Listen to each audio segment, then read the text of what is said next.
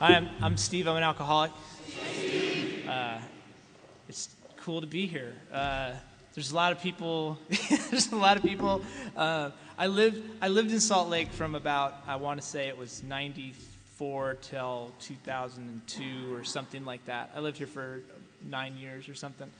And I see there's some people here tonight who I remember from pretty far back, if not the very beginning. So it's going to be kind of interesting telling my story tonight, because I'm going to. I like having these flashes of memory. I'm already remembering things that I didn't remember. But Aaron always helps me with that. Aaron, those of you who know Aaron always tells me these things I said or I did 10 years. Today he told me how I used to throw paper airplanes at people in meetings who shared too long, and I don't. And I don't think I ever did that, but Aaron seems to have a better memory than me. But my sobriety date is February 24th, 1990. I'm 36 years old. I got sober when I was 17. I have my home group is the Reality Farm group in San Francisco. It meets on Thursday nights at 8:30. If you're ever in San Francisco, you should come by. It's a good meeting.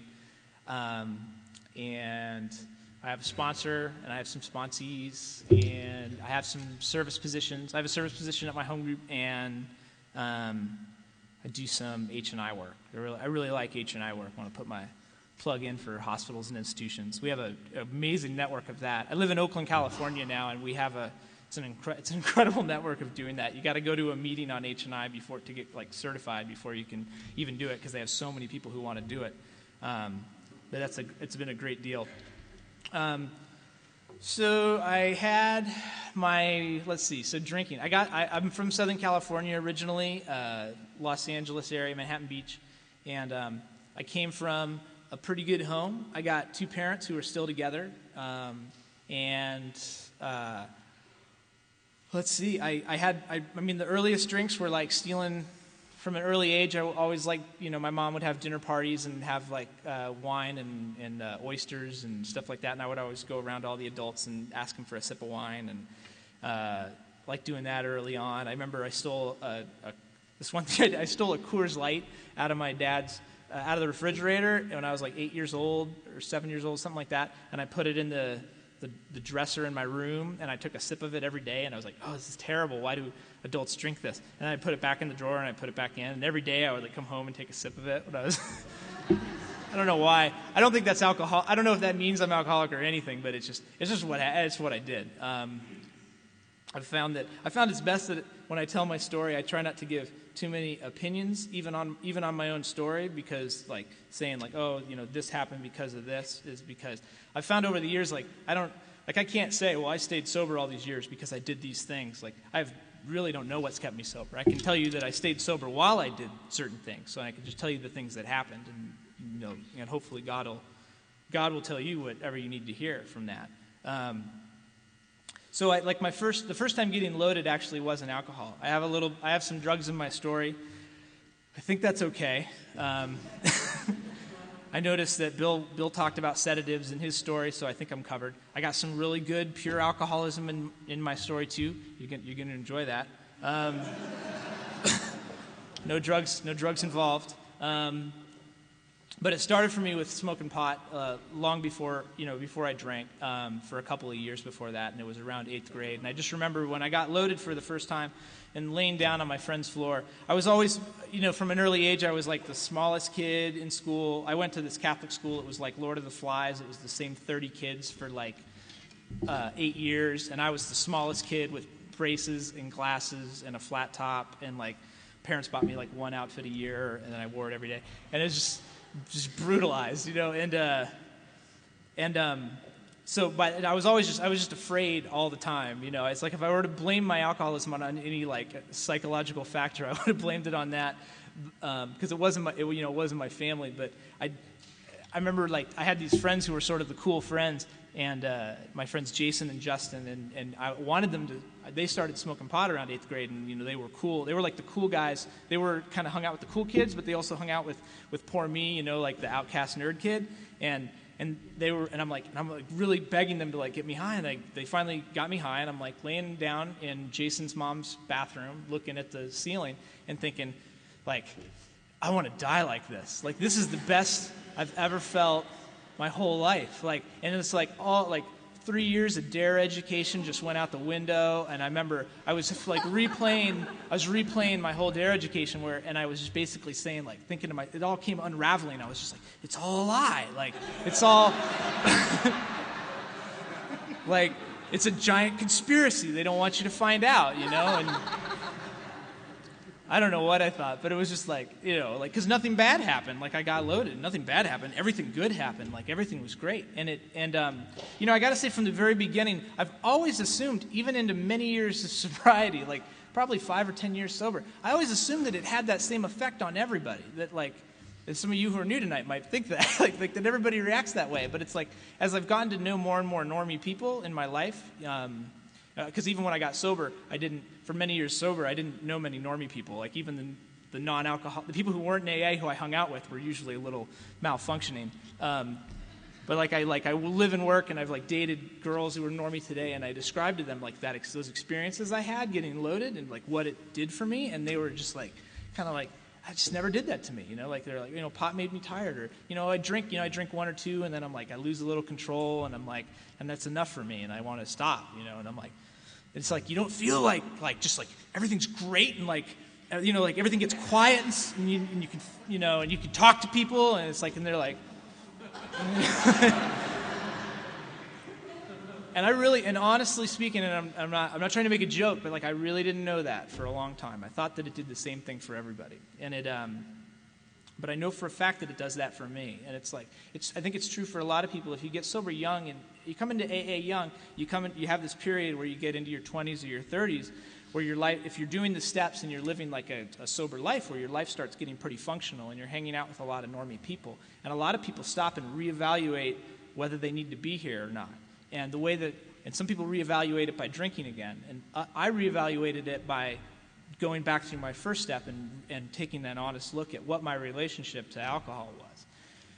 And that's the answer I came up with, is that's how I relate to alcohol. It's how I've always related to alcohol. And it's not, that's a biological thing that's not going to change with some good therapy and some better habits. And so I need to stay away from it for my life. And I'm definitely afraid of it. I'm definitely afraid of ever drinking again.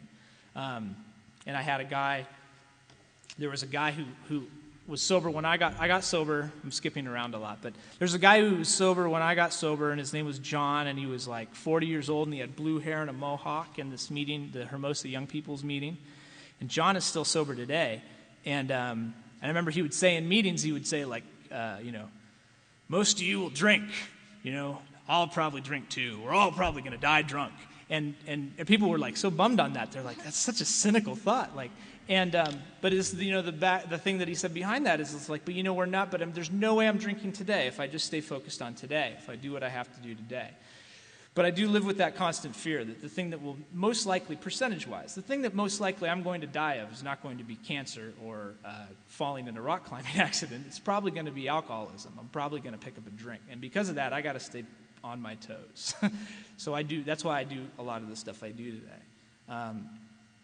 So going back to high school, I started back to high school that year, and up until that point, I'd been a good student. I'd been a bright kid. I tested, as my friend Dave says. I shouldn't say I was bright. I tested well, and I didn't necessarily have to work really hard, but I tested well, and I got into like this Catholic boys' school, and they gave me like a scholarship. And my parents were forking over a bunch of money for this school, and I did well in that school for like a year, and then. The thing was like that first time I got loaded, I made this decision right when it happened. I said, I'm going to do this as frequently as possible from now on. And as frequently as possible initially, because I was a good nerd boy, you know, I was a good student. I was like doing well in school and all that stuff. As frequently as possible wasn't very often, because there weren't a lot of people rolling up to me saying, hey, Brez, you want to go smoke weed at lunch? Like, I wasn't like a cool kid, so it wasn't really available to me.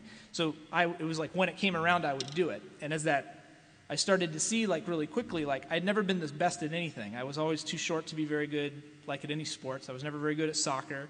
You know, the only thing I was good at was being smart. I started going to this new school. I'm not even the smartest kid anymore. And I thought to myself, I'm going to be the best stoner in school. Like, I'm going to be the burnout. And that looked kind of cool, like, because there were these kids. I remember seeing these kids, like this guy Chris, and he was like the burnout of school, and I'm like, that looks good to me. Like, I want to be that guy, because like everybody knows him, and he's like he's kind of famous, and so I wanted that. I kind of wanted that, and so I set off on sort of a bizarre plan to try and orchestrate that, I guess, and just like I said, to do it as often as possible. And at first it was like a little bit, and then it was more, and then I started to realize I was working at Target. Being a stock boy when I was like 16, and I started to realize, you can do it. You could do it after work. You could get guys to buy you booze, like the older stock guys, like to buy us booze, and you could drink after work, like pretty much any night you were working. And then it was like, oh, and you could bring stuff to work, and when somebody asked you to go check on a television in the back, see if you have it, you go back to the trailers and you smoke weed in the trailers. And so I'm like realizing you could do this much more often than I had thought, like not just weekends at parties. You can't buy alcohol at school, but you can buy drugs at school. So you can buy, I could buy some LSD. I could take LSD at school. And that didn't go very well for oral. I gave an oral presentation once on, chemistry and LSD, which is kind of ironic. But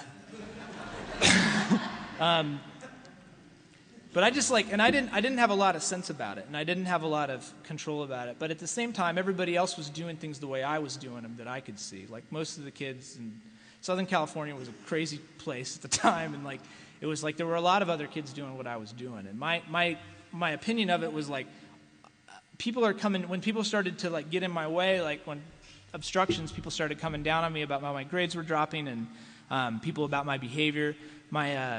My first reaction was like, what, people are overreacting, clearly. People, my parents are overreacting. When the school started to get upset and call me in for meetings or giving me extra detention and stuff, I just felt like people were overreacting, or that I was getting caught more than other people, and that it wasn't my fault. And it's kind of accelerated quickly. Over the course of about a year and a half, I went to there was something kind of wrong with me before I got loaded. My parents were taking me to doctors and stuff, psychiatrists and family counselors. And by the time I was 17, by the time I got sober, I'd probably been to 3 lockup rehabs, an outpatient rehab, and had seen 3 or 4 therapists. And after it was just deteriorated really quickly. And after each one, it was like my attitude kind of started to go from. They put me in that first rehab, and I was like, people are overreacting, and I'm gonna break out of here. I'm gonna jump the fence. I can get out of here. These other guys, my friends, are gonna come pick me up, and I'm gonna run away. And which I never did, but I eventually settled into the rehab, and I kind of got with I realized that what you got to do in rehab is you got to pretend you want to be sober. So I pretended I wanted to be sober for a little while, but.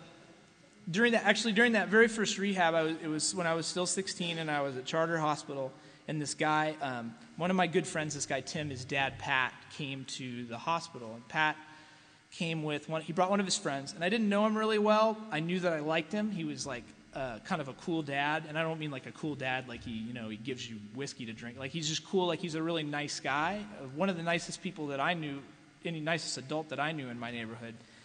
And he came to visit me, and I'm like, hey, what are you doing here, Mr. S? I really couldn't figure out why he was there. He wasn't really close to my family. He wasn't, I didn't have a lot, really, I didn't know why this guy was coming there. And he's like, Steve, I've been sober in AA for 20 years, and I had a whole other life before I was Tim's dad. And he started telling me this gnarly story.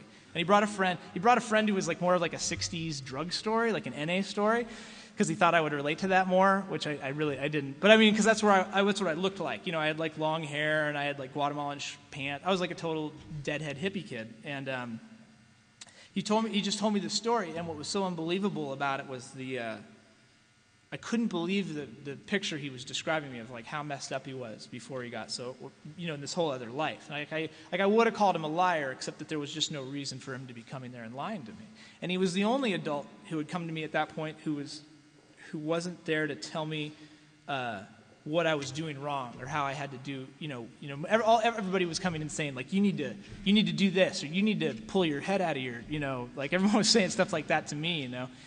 And he was just laying out this story, and he's like, I've been and this is what I do now. I'm sober. I go to AA. I've been sober this many years, and he didn't really even have to tell me what it was like now, because just everything I knew about the man was awesome. I really like this guy, and I left that thinking, AA looks really cool, and I will do that if it ever gets bad enough, and I absolutely don't need it now.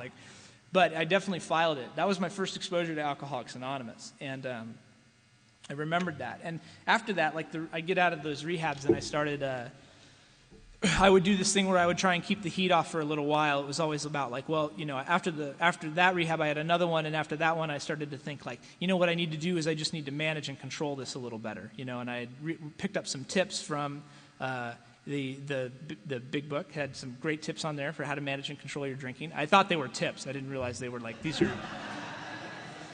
these are things we have tried. I guess I didn't really listen to all I was going to meetings, but I wasn't really listening to everything. I just was catching bits and pieces, and I was like, drink. Okay, I'll drink beer only. So I started trying to do that stuff, and that was basically my plan. After I started getting drug tested, that's when I started drinking beer, and I didn't even really like the taste of beer initially, but I really liked the effect. The first time I got just obliterated drunk, I was like, this is way better than smoking pot. This is if you drink enough, you can just turn everything off. It's just black. I like blackout. Blackout drinking was not an accident for me. It was a goal. It was I really enjoyed that. I'm told that heroin's a lot like that, and that I should never go near it. I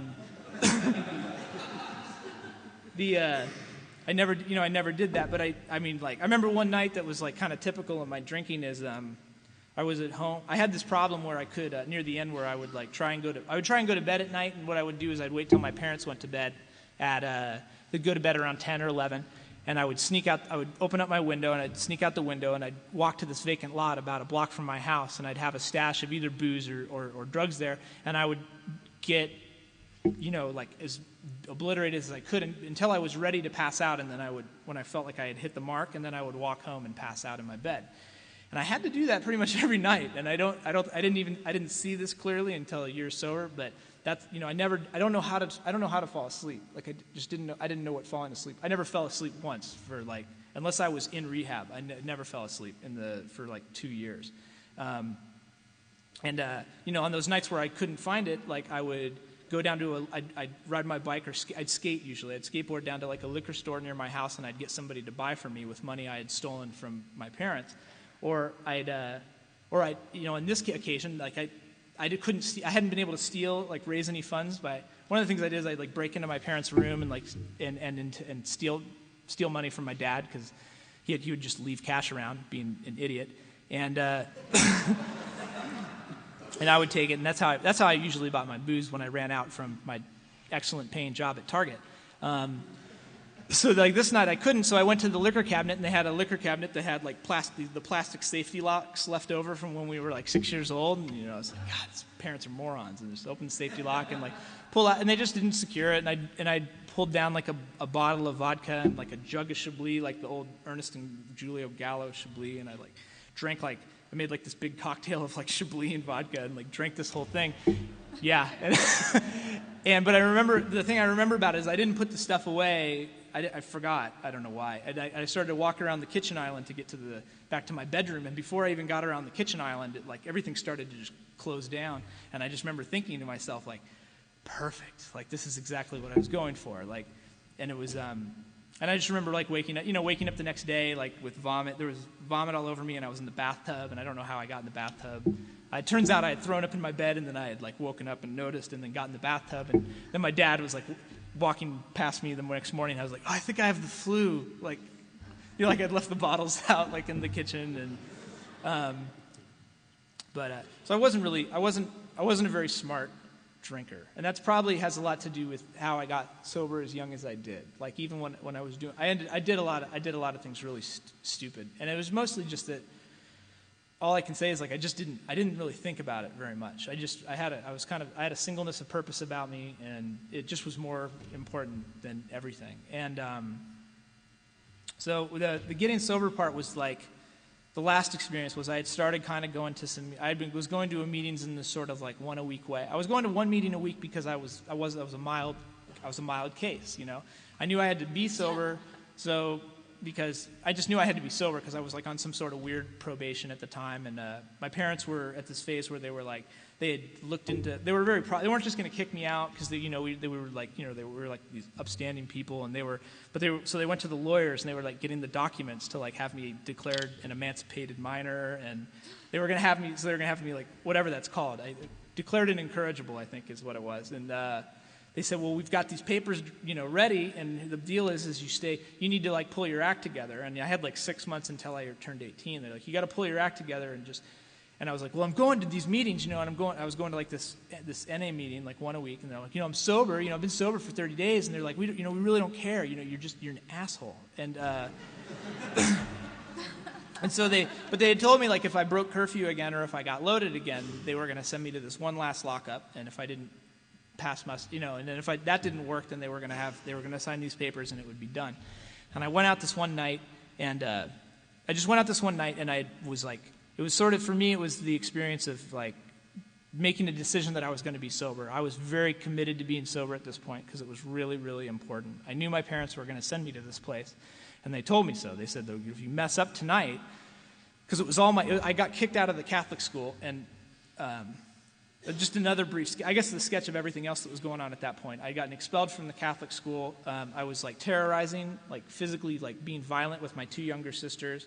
My parents had locks on their bedroom doors, their second-story windows, on their closet inside their bedroom, on all their bureaus, and they had a safe in the closet. And the only thing I never got into was the safe.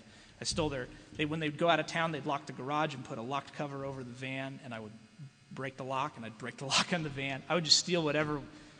I'd say I'd steal anything that wasn't nailed down, but I'd steal anything. And I was very I was committed to it. Like I had to drive to I just want to steal stuff.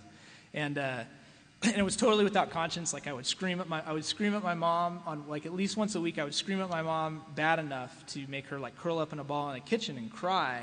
And then I would think, you're such a bitch, you're doing that to make me feel bad. Like you're just trying to make me feel guilty, and it's not going to work. Like I don't, this is just a manipulation. And I had no feelings at all. Like when I finally did get sent to this program, well, the way I got sent there is I went out that night to party with like all my old friends, and not to party, but like to see all my old friends from the Catholic school I'd gotten expelled from because they were having a party 4 blocks away. I was going to go to this party and not drink because I had to not drink. Like I was completely committed to it. There's no way that I could drink and if I drank, I was going to be in handcuffs the next day on a plane to Utah, and I knew that. And I went there, and people were offering me booze like for 2 hours, and I was turning it down, and I was really impressed with myself. And after 2 hours, I was telling everybody about it. I was telling everyone how I'm sober now, and like I don't drink anymore, man, dude. I go to meetings, and I'm sober, and it's cool. And they were like, "That's good, man. That's good, because you were really bad. It's good that you're not drinking." Like people were like patting me, like being like, "Yeah, good idea." And then some guy like came up to me at like 10:30 at night, and I have to be home at like 11:30. And this guy's like, "Hey, Brez, we got some stuff, and we're gonna go to West Hollywood, and we're gonna drive around for a couple hours. Do you want to go?" And I was like, "Okay, yeah." And I got in this van, and it's like one of my friends who I'd been telling about my new sobriety and the penalties if I didn't keep it, and they watched me get in the van, and they were like, "Dude, what are you doing?" And I'm like, I was just like, like, F it, like who cares, and I knew like this is totally insane, but it was a perfect to me, like when I went over my first step with my sponsor, it's like we reviewed that situation, and it's like that was the perfect example of like having like a mental obsession beyond my control. Like my best idea is like being committed to not getting loaded. Like something happens, the mental defense, it's like, I don't know. It's like I think about it like on Star Wars where they have the shields, like, and they're like then the guy's like, something's happening and the shields are going down. It's like, and that's like me with like the drinking thing, like, it's like Obi-Wan Kenobi is like dropping the shield, but it's like it just drops, like whatever the defense is, it goes away, and then the can ends up in my hand, and I'm just like, seems like a good idea, and I just like, and I know even like today that's how it's always going to be. Like there's somewhere out there's a can, and if the shield isn't up, it's like it's going to seem like a good idea. And like, why not? Everyone else is doing it. I'm like, hey, my wife drinks wine socially. So I got the next morning. I'm in handcuffs and on a plane to Utah, and that was where I made my surrender. Like the reaction I'd had to the previous rehabs of like, I'm going to bust out of here and you can't control me. It was like totally different. Like I'd spent like I don't even know what, I want to say it was 18 months out of the previous 2 years, like locked up, wearing clothes I was told to wear and being told, and ate what other people told me to eat. And I was just getting really tired of it, and I could see really clearly. I had like a moment of clarity where I could see like the rest of my life was going to be just like this. Like after this, I'm going to do crimes because I'm already doing them. Like I'm going to do crimes. I'm probably going to get caught because I'm a bad criminal, and I'm going to go to jail, and I'm just going to do this the rest of my life. And like I had this image where like I started seeing homeless people on the street, and I started thinking like I always just thought people were born homeless. Like I just thought like they came out, they're like 2 years old and like walking down the street asking for change. And it started, I saw the connection for once. Like I started like, I'm like, dude, that's how you're going to be there. Like I had no like street living skills. Like I was not going to be able to go on the street and hustle and do well. Like I was completely ill-equipped. And so I made the decision that on the plane that I knew that I was going to get sober. And I'd had some exposure. Like I said, I'd had exposure to AA before that. Part of it was that guy, Pat, who had come and spoken in my rehab. A couple other guys I can think of one other guy who's also still sober today, a guy, Sean, in L.A., and Sean was doing H&I work. He was coming and doing panels in the rehab I was coming to. And so he came, I remember he had come and told his story, and he was close to my age, and I knew because of that there was like this big young people scene in Southern California, and I was deathly afraid when at that point that like I'm 17 and I can't handle like just the whole thing you hear from anybody who gets sober young, like, oh, they're all old and I can't stand, I'm not going to have any fun and blah, blah, blah. Well, I got out of there. I mean, I was at that point where it was like, it kind of doesn't matter if I'm going to have fun or not have fun. I don't really have I don't have any other better plans. Like if AA is really boring, I'm going to have to go. But fortunately, it wasn't. It was like there were these young people's groups, and I went to them, and the people in the young people's AA groups in Hermosa Beach were way cooler than the people I hung out with who were getting loaded. Like they had this was like this is like 1990 in Southern California, and there were these guys, and I walked in the room, and these guys, and I was like a hippie, and I didn't really care about punk, but I knew enough about it, and there were like these guys who had been in punk bands that I knew of, and like they're like, they have tattoos and everything, and some of them had also come and spoken at my rehab. There were these two guys I remember specifically who had come, and I was just thinking like, but you guys are too tough to get sober. Like I just can't. I couldn't. It was, you're too cool. You're too tough. Like to be sober, to accept this whole God thing. And they were doing that thing that people talk about where they were using the F word and God in the same sentence, and that was like, and I started to think like this is a God I could maybe do business with, because I'd been going to. Because I had been up to that point, like I'd been religious, like religion was not my problem, like believing in God wasn't my problem. It was like, but I didn't have any sort of concept of God that was like of any use to me. Like me and God were not business partners. Like I wasn't, I could pray, I would pray for rescues, but I had no idea like how to get through the day. So these guys, the thing that happened first of all was that I found out that these guys had a meeting that they went to every Sunday night. So I started going to that meeting. And I went to that meeting, and everybody was like, people were friendly and people welcomed me. Guys started offering me rides. I thought my parents were going to drive me to AA meetings when I got out of rehab, and I got home and they bought me a skateboard, which was nice. And they were like, you can skateboard to meetings. And all the meetings were like minimum 3 miles from my house. And so I started skateboarding to meetings, and when I got out of, I'd go to school every day, and then I'd skateboard to meetings, and these guys started giving me a ride home. That guy Sean, who spoke at that rehab, started giving me rides. He started giving me rides home from meetings. When he started to see that I was serious, like I kept skateboarding to these meetings and showing up, and I found out they had a circuit. Like if there were these people who were nice to me, like they remembered my name and they knew who I was, and you could go to meetings every day of the week if you knew which ones to go to, and you'd see those same people. And so I started to do that. I followed the little pattern of people, and so now I'm going to like a meeting every day, which I really needed to do, because I was still in that mode where every night at 10 o'clock I felt crazy. I felt like sneaking out the window and going to my vacant lot, and I felt like that every night. And so I would go out to meetings and just and drink coffee. I'd go to a meeting every night, and I would drink coffee with folks, and I'd wear myself out. And sometimes I'd get home at midnight, and then I'd go skateboarding for until 3 in the morning, just to wear myself out until I could pass out. And I did that for a number of years. And the first thing that I started to get from that is I started to get first of all like a faith in God. I started hearing people talking about I didn't have to be I'd come from I'd been going to like this Christian youth group, and I liked it, and I didn't abandon it when I got sober. I still like believed in this Christian youth group thing that I brought, and I brought that into AA for several years.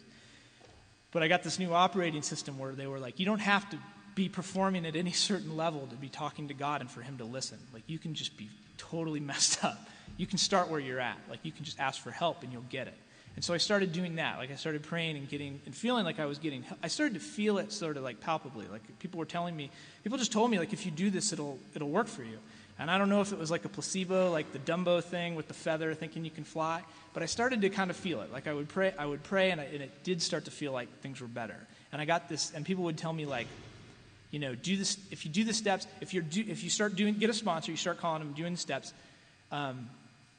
you'll feel better. And the thing is like, I started to do that, and I did start to feel better, and I don't know why. Like, I couldn't figure out, nothing seemed to be happening. Like, I wasn't making amends. I wasn't like tearing through the book, but I had this feeling like when I would like do a little bit of writing or do an assignment or call my sponsor, I'd had this feeling like I'm doing something that I'm supposed to do, and I haven't had this feeling for a really long time. And the reason I was willing to do it is because there were these guys who were crazy looking, really they were like these punk rock guys, like, who looked like me and who told stories like that I could relate to. And I just thought, like, if they can do it, then maybe I can do it. It wasn't working for me for some reason to go to the youth group and hear people talking about how to live a good life, because I just knew inherently that they weren't as mentally ill as I was. Like, they weren't messed up. They weren't dealing with the issues. Like, it's easy for you to do it. I mean, you've been Mrs. Goody Two-Shoes for your whole life, Mary. Like, I know that's easy for you, but I got problems. And that just didn't play in this group I was going to. I couldn't say that to these guys. Because they were way worse. I mean, these guys were.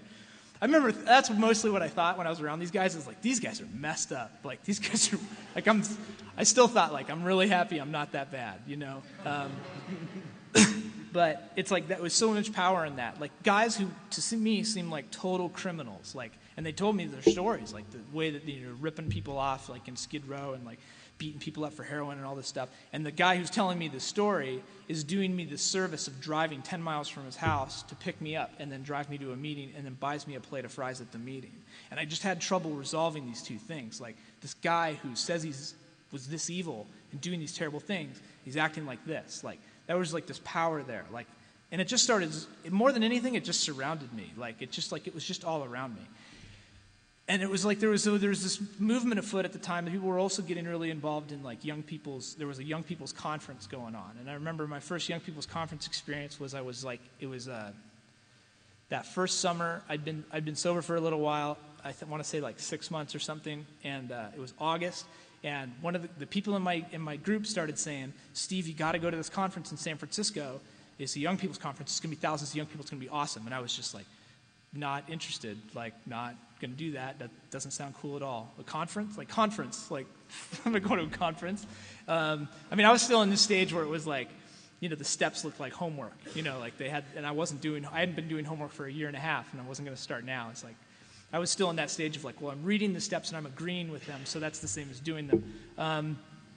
So the way they got me to go to this conference is they said, everyone is going to leave. Like, you're going to go to all your normal meetings on Friday, Saturday, and Sunday, and no one's going to be here. The meetings are going to be empty. And I got scared. And I was like, and they told me the tickets were going to be $40.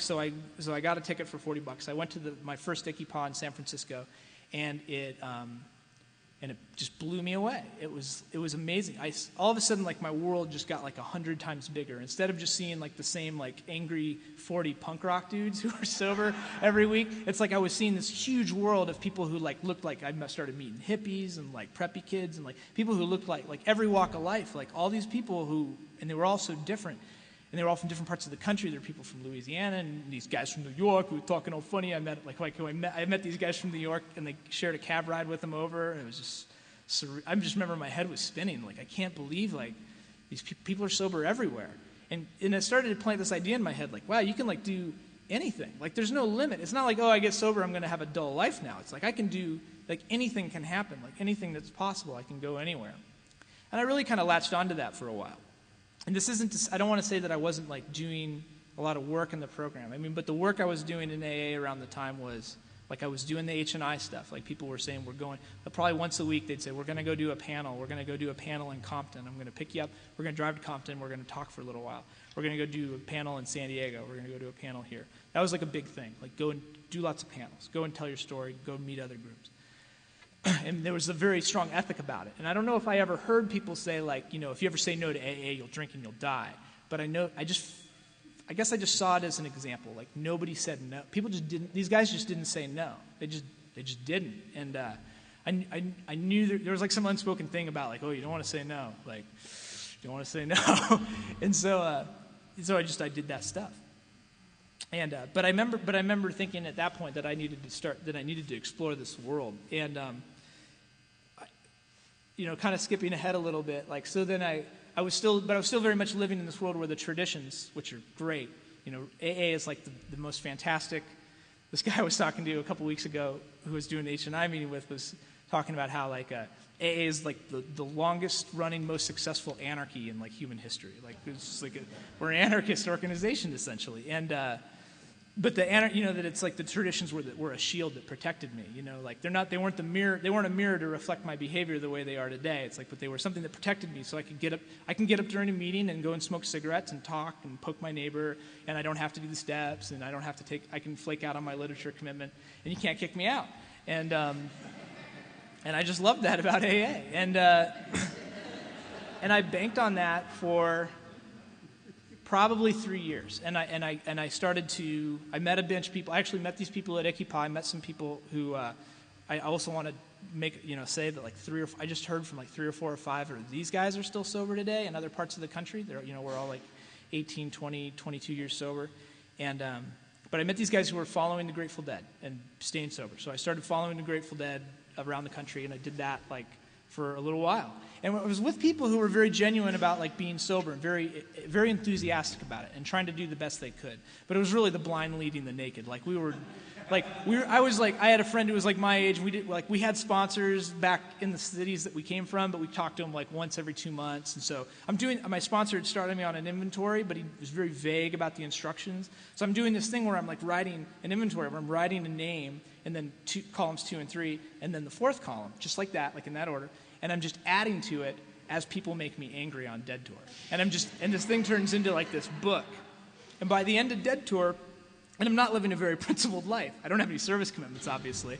We're going to AA meetings as we can. But I ended up coming back from that, with a life that just wasn't, my style of living wasn't a lot different than it was when I first got sober. I still was I was a taker. I looked at people and thought, what's this person going to do for me? Does this person have a ticket for me into the show? Is this person going to buy something from me? Are you going to, just like, what are you going to do for me? And I came back from that tour like $1,500 in debt and no safe place to go, like nowhere that would have me. My dad didn't talk to me for like my first 2 or 3 years sober. Like 3 years sober, I would call my house and my dad would answer the phone. He would hand it to my mom. And this is like around that time, and I call my parents and I'm like, I have nowhere to go. Can I come home to LA? And they were like, you can come, but you can't stay. You can come, but you can't stay. And so I went back to. I started to come back to LA, and I ended up. I kind of skip ahead because it's not that important. It's not a lot happened, but I came back to LA for a little bit. I ended up back in southern Utah, by some strange miracle, working at this job at the wilderness program that I had gotten sent to for like 9. I worked there for 9 months. I was a terrible instructor. I never should have been a counselor for young children at that time, but I ended up becoming a decent counselor while I was there, and then ended up back in LA with like 3.5 years sober. Because the seasonal work of that job ended, and my parents begrudgingly let me stay home, and they said things are going to need to be a lot different. And I still owed a lot of people money. I'd see people around where I got sober, and I owed them money, and people were pissed at me. And it was like that thing where I'd really painted myself into a corner. And I'm at a Denny's one night, and I'm with my friend Lori, and I'm like, I think I was crying, if I remember correctly. I was crying, like I was upset. And and Lori and I had gotten sober together, and she had started going to this group called the South Bay Survivors. And the South Bay Survivors, to me, was a group, maybe it's a group that's perceived, maybe the way this group is perceived, and which was that there were like a lot of stories floating around about this group. Like they're going to make you cut your hair, and you're going to have to wear dress a certain way, and you have to shave your face, and you have to call your sponsor for an hour a day, and do all these things. And the stories, I got to say, like my experience with those types of people when people are talking about groups like that, the stories are always worse than the actual experience of the group. Like I met with Lori, and Lori said, like, why don't you come to the South Bay Survivors? It's not what you think it is. It's really helped me. And she had, whereas a lot of my other young people's friends hadn't moved very much in the 3 years that in the couple years that I had been gone, like following the dead, I came back to LA, and a lot of people were doing the same thing, living the same way. A lot of people who had helped me in my early sobriety, and they looked great when I had 30 days, but now I had 2 years and they didn't look so great anymore. Like I looked at their lives and I'm like, I'm not sure that's what I want. Like that's about what I have now. And it was still chaos and like a lack of peace and insanity. And so I started going to the South Bay Survivors group, and I got a sponsor named Larry, and I asked Larry to be my sponsor because Lori told me he would be a good sponsor for me. She said, why don't you ask Larry? And I didn't really know anything about Larry at all. I mean, I think I found out that he had been sober 15 years, and he was nice to me. He was just like, he smiled and he shook my hand, and he remembered my name the second time he saw me. And I just started kind of sight unseen, without knowing anything about this guy. I started working with Larry, and Larry was like, I look back, I think Larry of a lot like Mr. Miyagi from the Karate Kid, where he would have me he was really gentle and quiet, and he said things that didn't make any sense, and he would tell me to do things that didn't seem in any way related to my problem. And he started me doing this. The first thing he asked me to do was to call him every day, and I remember thinking well, that's a bit extreme. I've been sober for 3 years. I don't think I need to call my sponsor every day. And he was just like, well, maybe you don't, but you have to call me every day. That's the deal. You can call. If you would like me to work with you, you need to call me every day. And I'm not your sponsor. He's like, for the first week, I'm just, why don't you just call me for a week to try it out? If after a week of calling me, if you like it, then we can see if I can be your sponsor. So I had to call him for a week, and I honestly think that I didn't do it perfectly. I don't think I called him every day. I think I called him 6 out of 7 days. And fortunately, he was not a perfectionist. He's like, well, we'll give you a pass. So he agreed to sponsor me. And then the next thing was, okay, I want you to come to the South Bay Survivors group. I want you to show up at 7 o'clock. Meeting doesn't start till 8 o'clock. I hadn't been, up until that point, I'd probably been to 500 AA meetings, and probably I'd been to 2 of them before they started. I had never been to a meeting on time in my life. And now I have to show up an hour early to make the coffee. And to me, 15 minutes early to make the coffee is really something to be proud of. So I showed up 15 minutes early to make the coffee, and he was like, I've been here since 7 o'clock, I've been over at the Mexican restaurant, I came over, I made the coffee for you because you weren't here, and now I'm eating dinner, and you really got to show up at 7 to make the coffee. And I was like, son of a, I just thought he was extreme. This guy is a fundamentalist. And so I realized, I slowly came to terms with what the agreement was, and he never called me puke. He never treated me badly.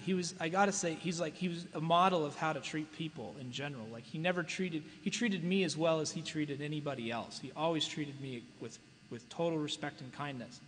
But he was the thing is it just didn't change. He didn't have a different message for me than he had for other people. He's like, this is the message. I only have this, and I will give it to you in this polite, loving way, but it's still only going to be this. I don't have anything else. And so I did that. So I started eventually showing up at 7, 10 to make the coffee, and I don't think I ever showed up at 7. But I got closer. I got much closer. I started showing up earlier to make the coffee, and I became a member of that home group, and started showing up at his house every Sunday, and every Sunday I would go over to his house. And Larry lived in a trailer in El Segundo, and he was an unemployed dock worker on the San Pedro docks. And I never really knew the story behind that until somebody told me the story on it after I moved away from LA about why that happened, and it was sort of it gave me a cold chill when I heard the story, and hopefully I'll come back to that in a minute. But he started just taking me through the book. And I was amazed that the steps don't take 2 years to work. The steps could be worked apparently in less than 6 months, and that surprised me. I thought on steps 2 and 3 that you were supposed to do some research on the origins of a religious God and formulate a paragraph on what you think that God is, and then what it might not be, and then compare the two. And I mean, like, I'd been doing all this stuff that people had been telling me in a good-hearted way, but the steps that I did with Larry were very different from that. And they were very, very fast. And like step 2 and 3 was so fast I don't remember doing it. It was like, he's like, okay, we're on step 4, and I'm just like, but I didn't tell you what I think of God. And he's like, don't care, like, we're writing an inventory. like, and shortly, I mean, the shortest version of that I can say is just that, like, I was, the things I remember about it is that he never told me what to do. He would do this thing. If I wasn't taking one of his suggestions, he would go and do it in his own life, and then the next time I would talk to him on the phone, he would tell me about it. When I was in my amends and I was stalling on my amends, he would go and make one of his some old amends or some piddly. He probably had to go and hurt somebody on purpose just to have an amends to make.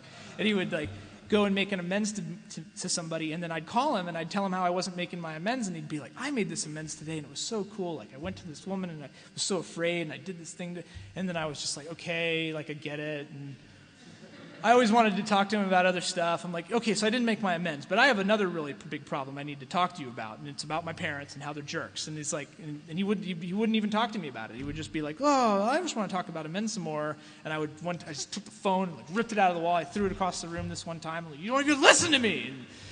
And that's what I thought. And again, like, I didn't understand that until years later either. But the thing that I remember about it is I was sitting at this place in Hermosa Beach at a coffee table with a couple of new guys, like 8 months after I had started working the steps with Larry. And I remember sitting at this table and thinking to myself, I feel comfortable and like I feel like good and at peace, like being Steve B, like who I am and being here. And this is the first time I've ever felt like this in my life, like anywhere. And I never remembered feeling like that. Like even loaded, like, because even when you're loaded, it's like it feels really cool, but there's something deep inside of you that knows that there's still something wrong with you. And it's like at this moment, like, I felt like everything was okay, and I'd never had that feeling before. And it would be so fantastic if, like, the story ended there, and that was it. I mean, that was when I had like 4 years sober, and a lot happened after that. And I don't know how long I have to talk about it. 5 minutes? 10 minutes? Time is it? 10 minutes. Okay. So a lot happened after that. Shortly after that, right around actually before I even got to step 10 with Larry, I took the job. Went back and started working at that wilderness program in southern Utah. And I just started to learn a lot more about, I've done the steps now, and now it's about like learning about life and learning how to continue to live a sober life from here on out. And so the first thing that happened is I took a job in Utah, and this was probably self-support for me, really, for like the first time, where I was, and it involved like living out of my car and working for a wilderness program. And I started doing that, and I started going in the meetings where I worked for 2 weeks, and then I'd have a week off. And the closest meetings were in Richfield, which was an hour and a half away, or they were in Salt Lake, which was 3.5 hours away. And so I'd occasionally I would do AA as I could. So for the next like year and a half, I was going to AA by going to meetings in Richfield or going to meetings in Salt Lake. And I learned about the Grapevine. And the Grapevine, for those of you who don't know, is the AA meeting in print. It's a magazine. And there was the groups in Richfield, and even some of the smaller groups in Wayne County had a stack of grapevines. And I would just take, and they'd say, you can borrow these and take them and just bring them back. And so I would take these grapevines, like 3 or 4 at a time, and I would take them to work with me. And as I was working like in the woods, like doing hoods in the woods, survival skills with kids. And I'm still trying to do my steps. And this is before actually the small backpacker big book came out. So I'm like backpacking every week with like a full-size big book and like a pile of grapevines and a Walkman and speaker tapes and a little stove and a little coffee pot. And every morning I would go off before everybody would wake up, and I would go off in my little camp chair, and I'd make some coffee, and I'd read my grapevines, and I'd listen to speaker tapes. And I should say that I learned that from when I started to work there the first time, before I had any business working there, when I hadn't gone through the steps and I was in a scary way. When I started working at that wilderness program, there were like 8 other people in my training, and 2 of them were in AA. And one of them was really young in AA, and one of them was this guy who had been sober for like 15 years from Arizona, and that guy became like my default sponsor during that time. And I just kind of did what he did. That's what he did when he was out there in the woods. He would wake up every morning. He would do like drink some coffee. He'd have a morning meditation, and he would like listen to some speaker tapes. And I find that really works. I stayed sober, and I don't know if I got a lot more sane during that period, but I think I did make some spiritual progress. Like things started to work out for me. I started to. I also, during that time, shortly after that, I started doing seasons down there and then summers in Alaska. And in Alaska, where I was, there was one AA meeting a week, and it frequently didn't happen. And so the way that we did AA up there is we would go around. There were other kids in the camp who were also like early 20s, and a couple times a week we would just get together at one of the trailers of the other kids who were like cleaning toilets or making beds at like in Denali National Park, and we'd just have these little AA meetings, and we'd write inventories and read them to each other. And we'd read grapevines. And we'd sometimes have a meeting where we'd like all listen to a speaker tape together. And there were times, some of the scary times, I got to say, and it just was scary. I mean, it is what it is. Not a judgment about what's going on, but there were times when there was an AA meeting in the schedule, and the person who was supposed to open the meeting didn't show up, and there was no AA meeting. And there were a couple times where I was the only person there. Like I was standing at the door, and there were like 11 people who were sober in that camp. And there were a lot of weeks where I was the only person standing outside the door waiting for the meeting to happen. And it was just because people we get into these mindsets of like, it's like, AA doesn't need me and my actions don't matter, and it doesn't matter if I show up to the meeting. And this was like a very concrete lesson that it matters. Like if I go to meetings, like even if I feel like I don't need a meeting or if I've gotten what I needed, like when I show up for a meeting, it's that whole idea of like keeping a seat warm. My friend Dave showed me that in Young People's in Southern California. All the other older people in my Young People's meeting started going away. I don't like the Young People's meeting anymore. It doesn't speak to me. I don't get anything out of it. And Dave kept going to the meeting for years after that, like after everybody had left. And I can't tell you, like he was like a beacon of stability to me. Just the fact that he came every week. He didn't speak every week. He wasn't like the center of attention guy who needed to be the guy, like the guru of the meeting. He was just the guy who sat in the back and sat in the same chair. And it gave me so much hope that he was there every week. And it was like this lesson that I tell him today. He's also still sober. He lives in Santa Cruz. And I tell him today when I talk to him, like how much he taught me by doing that, like how important it is. I don't know why that would choke me up, but how important it is to keep showing up and keeping a seat warm for the people who come after. It just saved my life that Dave did that. And that's really weird. I tell that story a lot, and it doesn't usually make me upset. But it's because it's true, and it's powerful to me that all these people who taught me these things in my early sobriety are still sober. After that, I ended up in Salt Lake, and when I moved here to Salt Lake, I had a feeling I was going around to the meetings and I wasn't hearing for whatever reason, and it could have been because I had my head way up my ass, and that I was a really crazy kid, but I wasn't hearing the message that I had heard in Southern California. I wasn't seeing what I'd been shown. I hadn't been seeing the stuff. There weren't people like doing this H&I thing. I just didn't see them, and they may have been here, and I just didn't find them at the meetings they were going to. But it was making me crazy, and people were telling me like, "Oh, you're gonna feel okay. Like you're gonna adjust. You're gonna, AA is different everywhere, and you're gonna eventually accept it." And I lived here for 8 years, and I never accepted that, and I'm very happy that I didn't. What I ended up doing is I ended up, like it says in the book, it says like create the fellowship you crave. And so I just started doing the things that I was shown how to do. Like we started the Tuesday night, the basic young people's group that some of you might know. I got together with like 5 or 6 other people, and we just started going to that group. And I did it really bad at first. Like I didn't do a good job of I didn't follow my own principles when we started that meeting, as far as like going every week and sitting in the same chair and like acting nice. I didn't do that. Like I showed up when I wanted to. I was like a jerk. I wasn't really working my steps very well. I kind of had a dry period. And I don't remember what it was. It might have been when Mike B moved here. It might have been around that time. But then some other people came, and maybe they like reminded me of like what we have to do, like to do this thing. And I had this period, and I would spend a lot of time really angry. I was really angry because there were all these old-timers and people to look up to and people to model healthy behavior for me back in Southern California. And I came here, and I just felt like I couldn't find those people. Like there's nobody there's nobody with anything I want. And people just aren't acting the way that I think they're supposed to act. And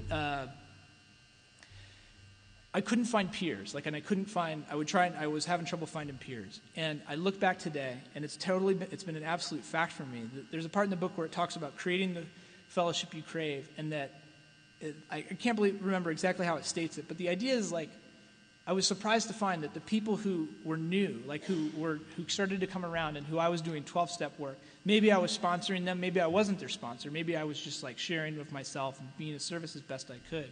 These people who like, first they're new and I'm like, well, I'm just doing this for you because you're new and I'm trying to help you out and I feel bad for you and, like, come over to my house and I'll make you some dinner and I'll sponsor you, take your call.